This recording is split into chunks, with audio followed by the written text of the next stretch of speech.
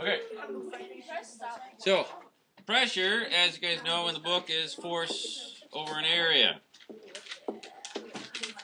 So, we know that force is in newtons, area is going to be meters squared. So, force is meters squared. So, if I came along, say, and pushed Bishop with my hand. Oh dear. He's like, oh dear, I'm so hurt, right? But on the other hand, let's say, oh, I don't know, I grab a thumbtack. And I use that same force to push against his head. Oh, bogus. And this time it's bogus, right?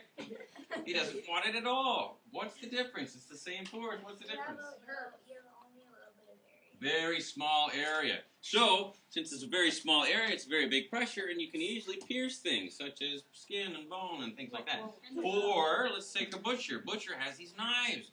And he takes this force and whacks meat and things with it, right? Hopefully not people.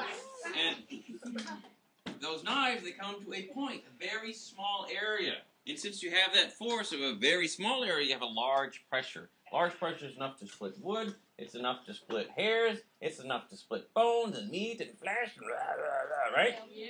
That's why I use knives. Oh, and of course carrots and asparagus and other vegetarian things. Right? Whereas other people use it to split vegetarians. Okay, where were we? Just kidding. So this is also why. Aha. So this is also why. Okay. People used to wear these things on their feet. Snowshoes. So snowshoes used to look like tennis rackets. Now they kind of look like that from the top. It looks like a bowling pin. But here's the deal. Here's your foot, right? And here's your foot. Wait, that's your. So, which one of these two, the snowshoe or your foot, has greater surface area, Mishra? That's snowshoe has a greater surface area. And what does that do to the pressure, Mishra? It decreases the pressure. So, if you're the Eskimo, you wake up in your igloo, right? And you get up in the morning, oh, I'm gonna go get the paper. Okay, have a good time. And you step out, you forget to put on your snowshoe. You step out, you right through the snow, right? And then you cry, get paper. Right, and you're 10 feet up, looking through 20 feet of snow. I guess you're 10 feet down, right? Looking through 10 feet of snow, and you say, oh my gosh, help me please. I'm stuck in the snow. Right? On the other hand, you strap on your snowshoes, and you've distributed your force, i.e. your weight, because weight is a force, and force is measured in newtons. So your force of the weight, right? The weight is a force. It's distributed over a larger area, which does what to the pressure? Decreases the pressure, so now you can walk on snow. 10 feet, 20 feet, 30 feet, doesn't matter. You can walk on it because the pressure is lower. Because they're Eskimos. Because they're Eskimos, right? Haven't you ever used snowshoes?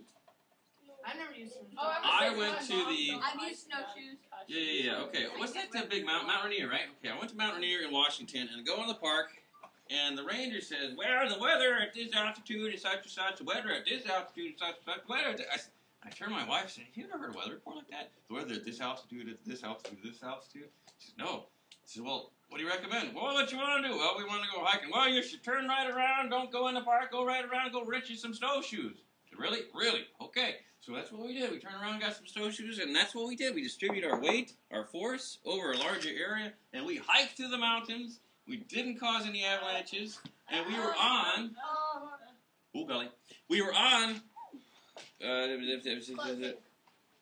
oh, golly.